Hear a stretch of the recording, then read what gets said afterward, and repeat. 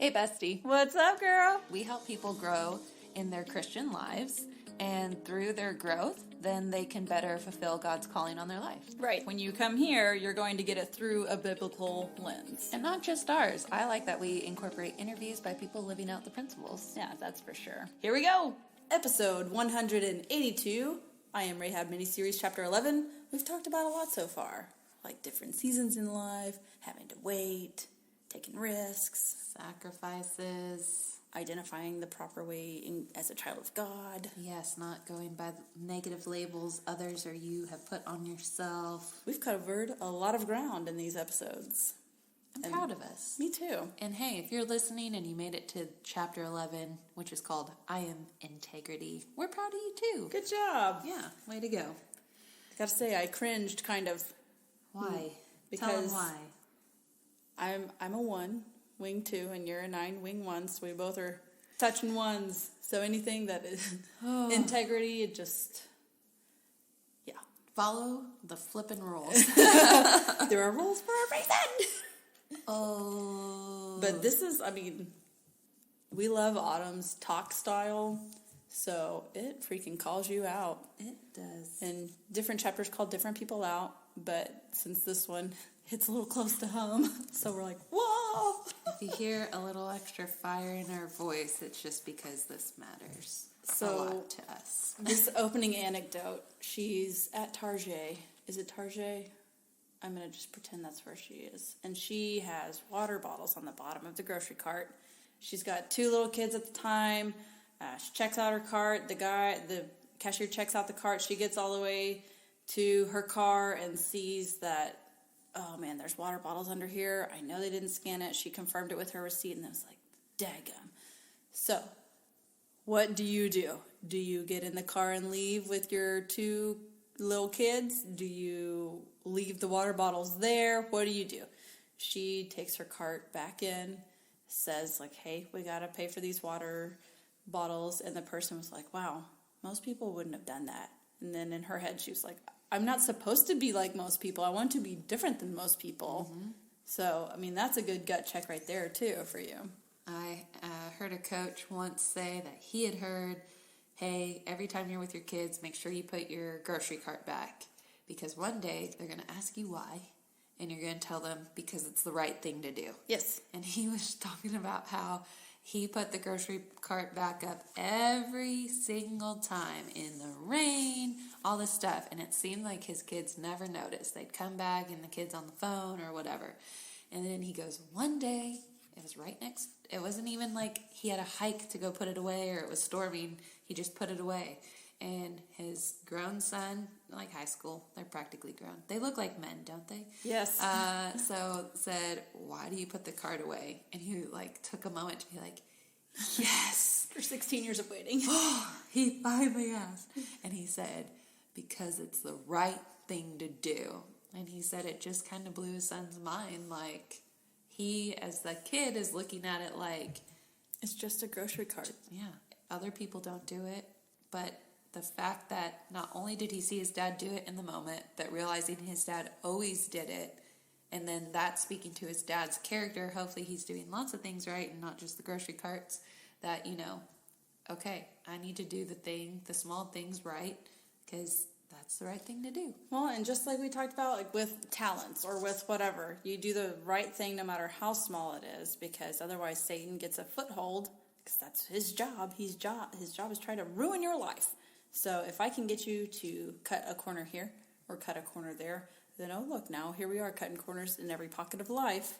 And if it goes unchecked, that turns into bigger, badder things that are harder to break. You know what else happens too? It starts off as a small piece of the corner, and then a little bigger, and a little bigger. And next thing you know, you've cut that square into 2 triangles. Oh, man. And you're like, how did I get to this point? Yeah.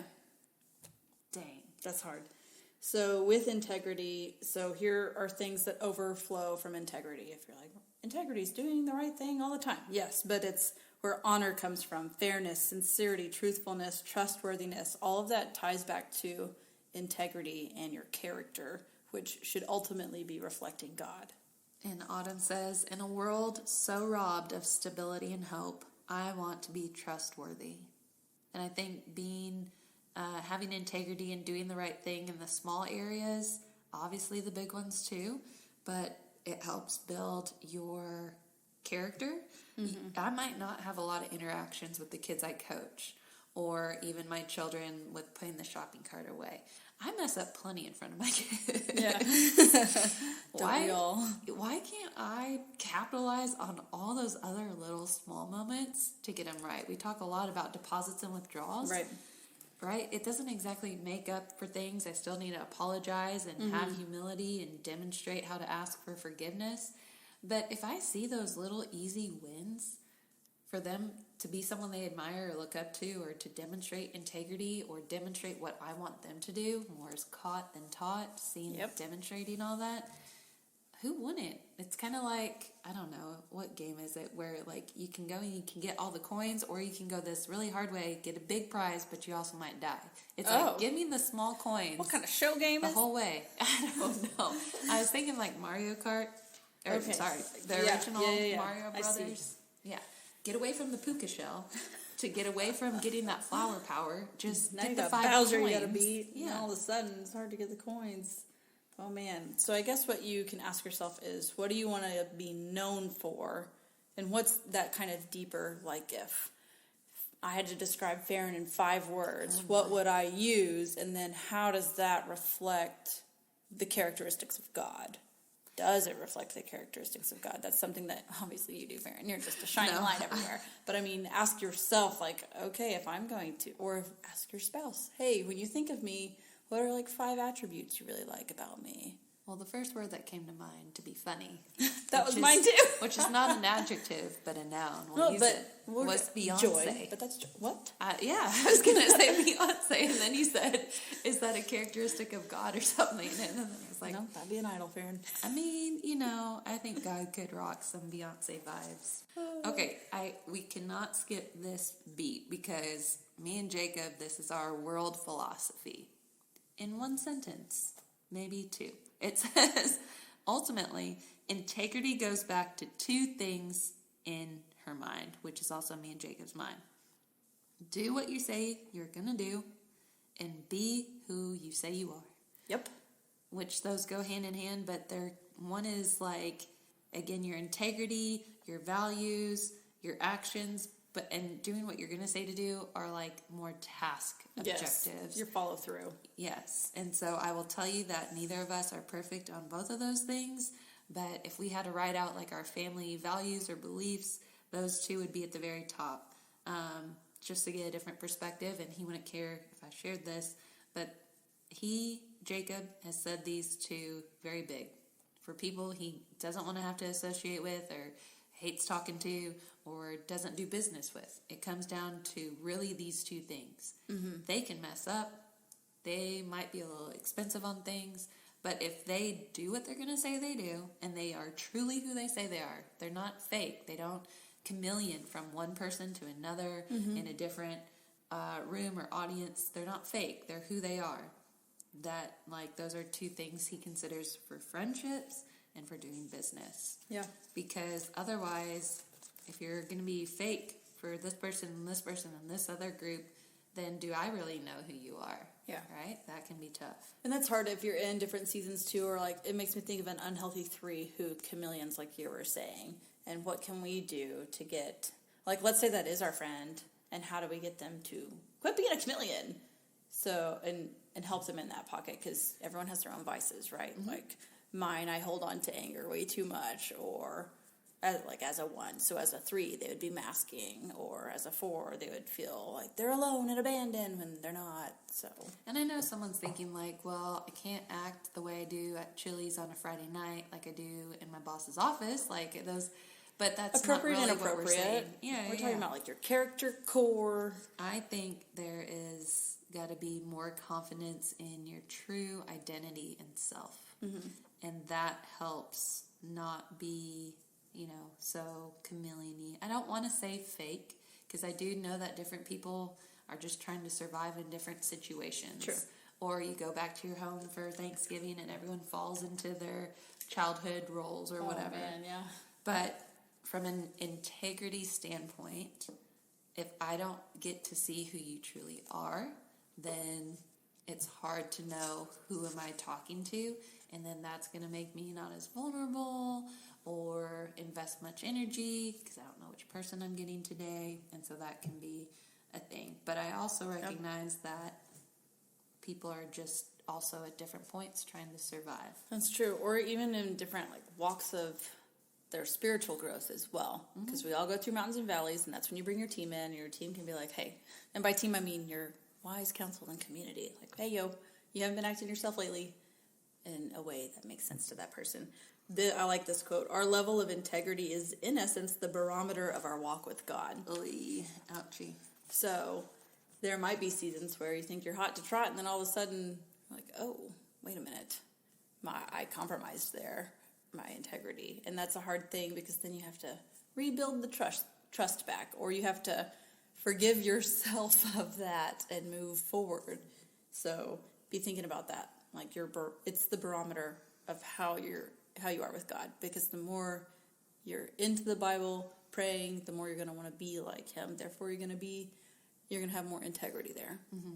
My kids, I don't know if this is true for yours, but it's like at one point they realized like you could lie about something, but then it's hard sometimes to catch them in a lie because you're like, well, I didn't see it, or I wasn't there, and so I just then had to be on my A game to catch them in any lie. And I always told them it was double trouble, because one, you're in trouble for what you're lying about, but two, you're in trouble for lying. Yeah. And so it's really, man, that's been a hard one. But I found if you're like, I got a kid doing the same thing, every time I can, I catch them in it. And I mean, it's big consequences. My kids don't really respond to spanking. In fact, one of them, who will remain nameless because I say her name too much on the show, would laugh. Yeah. Would laugh if she got a swat on the booty. But you know what she cannot stand? Time out. Cannot stand it. So guess what her punishment is? Time out. Haven't had to have one of those in a while. But anyways, that was a hard one and took a lot of consistency and diligence to catch them, because if they continue to get away with it, it's really hard to convince them it's not something they should do. Yeah, that's not a woman of integrity or a man of your word. Yes, we say those phrases in our house, like you're going to clean this up later, be a woman of your word, be a man of your word. We say it like that. At one point, one of mine came up and she was like, blank didn't pick that up. He's not being a man of his word. I'm like, oh. Come on. And you're tattling. We got to talk about all these issues. Everybody do your job. But I like this parenting piece, and we've talked about this multiple times, where if you say you're going to go do something, go do it. Like if you say, hey, we're going to go get ice cream later today, and something comes up, yes, we need to exercise flexibility and explain that and teach flexibility in the moment. But like, oh, because I'm being lazy, that's not a reason to not fulfill on your word. So if that's a thing, make sure you're checking yourself there too. Here's the way that I think is often overlooked. So I might tell one of the kids, go clean for 5 minutes. Mm-hmm. It seems doable within this certain kid's age. It's appropriate. I'm not asking anything too outlandish. They might be diligently cleaning, and I look up and it's been like 6.5 minutes. Mm-hmm. And I have a choice. I could say, but they're still cleaning, let them keep going. Or I could stop them. And I stop them anytime. That way, whether we're playing at the playground or it's a terrible thing they don't want to have to do, like unload the dishwasher, help with clothes, 5 minutes. One, I'm demonstrating integrity, and they know that I'm really keeping track of the time and holding my word. But two, you're messing up their sense of 5 minutes, yes, people. You are. Yes, because when you say 5 more minutes at the park, and it's like, wait. 5, they're like, no, because and I understand it can feel differently. But yeah, that was the other piece exactly, is that the next time I ask her to clean her room, if she really did it for 20 minutes, and she's like, how much time? And you go, oh, it just went off. Well, now 5 minutes doesn't seem doable. Well, now you're a liar. You're lying, first and foremost. But second, the next time I ask her to do something for 5 minutes, she's going to be like, that's forever. Yeah, because it was only 20. So sometimes people, My kids are not perfect. Sometimes they get, compliments. Sometimes they're backhanded compliments on how pretty well behaved they are. Not all the time. And if it's from an advice standpoint, that is what I'd say. I say I do everything I say I'm going to do, whether it's a pro, like going to get ice cream, or whether it's, if you do this one more time, it's a consequence. Yeah. I don't say, no, do you remember what I said? Okay, don't do it again. Are you listening? Do you remember what I said I was going to do if you did it again? So don't do it again. And they do it a fifth time. No. It's immediate. We've even had timeout in the car, which is really funny. At the right age, you tell them, you're like, that's it. You're in timeout right now, right here in the car. And they're like, no. But yeah, and it doesn't always have to be terrible, but it's also for the good stuff too. But once they know that you're going to do what you say you're going to do, they're going to listen to you. Mm-hmm. But you got to build that confidence. It's a small way to build that trust up in the kid. So, yes. Okay. Oh, that's a good one. We love it. One of my first soccer practices I had with a new soccer team. The very first day, I told them the most important thing to me is integrity. Mm-hmm. But I came from it from a standpoint of, if I tell you to use your left foot, I can't watch all of you at the same time. You're going to need to use your other foot. If you're playing in a game and the ball goes out or it wasn't in the goal, you need to have integrity.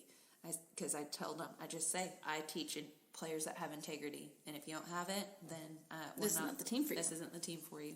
So there's this high expectation that I'm setting, but I also, again, from a developmental standpoint, tell them, I actually don't have to see if you're switching feet, because when I see you do it in the game, I'm going to know.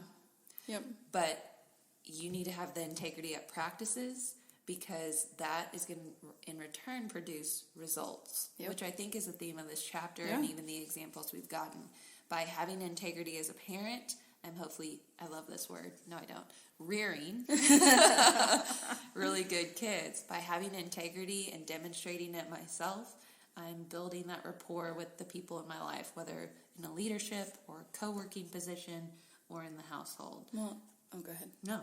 And there's also a part where she talks about how God bans certain things to help you not compromise your integrity, like not lying, not cheating on your spouse. All of these things are there to protect you too. So integrity doesn't have to be this thing, this list of certain things, but it's also, it's a way to protect you and the people you're teaching as well. She says, don't promise it if you can't or won't perform it. Yeah. Or if you will delay performing it. And what I think could be missed there, and a lot of this is parenting coming to mind. Even if you don't use the word promise with your kids, but you say you're going to do something, it feels like a promise. Oh, yeah, because it is. Now, if you say the word promise, that just makes the whole thing worse. And so I find myself, I want to promise them this, but I'm human, and real life stuff happens. And so I've just replaced it with, I'm going to try to do this. Yep. Mom, will you come have lunch at school with me? I'm going to try to remember to sign up today, but if I don't, will you please check in with me? I want to bring snacks for this week. I'm going to try. And I put try, and if it doesn't happen, I try to get to them first. Yeah. So if I go to sign up that day and there are no slots left, as soon as I see him, I say, hey, guess what? I did go see if there were slots available to eat lunch with you, but it turns out there's not. When next month comes out, I'm going to try to come have lunch with you. Mm-hmm. But if I just say, I promise I'll have lunch with you soon, that's very vague. And then a month that's goes not even by. Like goal setting rules. Yeah. It's not specific, it's not measurable, it's not actionable. Now, while I didn't actually get to go have lunch with them, they still feel thought of and like they saw the effort.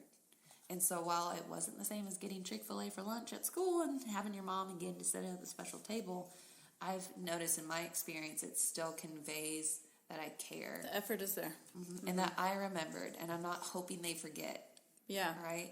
So, there you go. Yeah, if you're sitting there going, ooh, I hope they forget that I said that. That's not good. No. Come forth and say. And how many times do we flip it on them? And we're like, you said you were going to go take your stuffed animals and blankets upstairs, and you haven't done it. Yeah. You said you were going to clean your room. Ooh. You said. Convicting. Well done. Well done to point that one out. Well, I'm pointing at myself.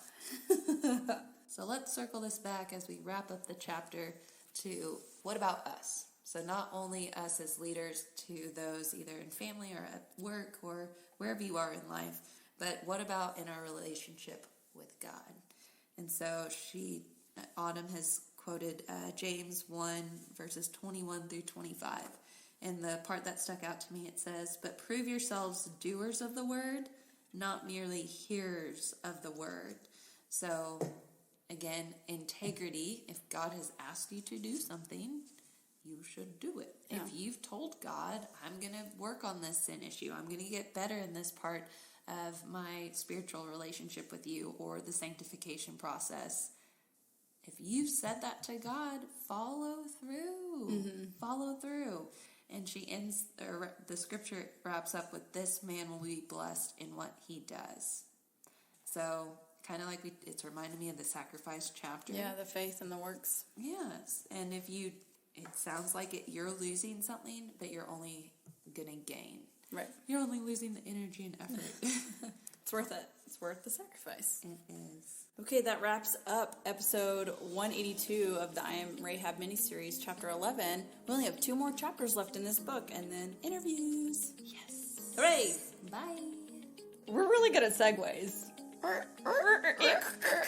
And sound effects, right?